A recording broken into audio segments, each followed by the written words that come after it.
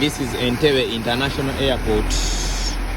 I've come for my client kumupikinga wano ku kisaawe naye embeera eri ku kisaawe enkuba etonnye ennyanja eri wano anti Entebbe ewasibuka ennyanja Entebbe kabe bakizimbe wapya waawo.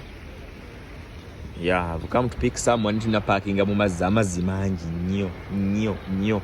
So wenango koma wano mu ggwanga lyaffe erya Uganda nga olowooza okutambulira ku boda okuta picking airport ebiseera bino siza nene gyegendereze nnyo byokomawo nabyo byandyonooneka wandigwa Amataba ne gakutwala nga wakatonnya ku kisaawe oluvannyuma lw'emyaka gy'omaze ng'oli ku kyeyo oba byozze nabyo enkubo byekuba kuba neetonnya okwetoloola eggwanga wonna etonnya so weegenderezemuko bw'obanga okola ki nga okomawo kambalage emmotoka ne gye ziyita mu mazzi waawo wano ewali parking otupakinga eri gy'olengera eri ttooyi emabega w'emmotoka gy'olaba egenda Land Cruiser oba okitegeera.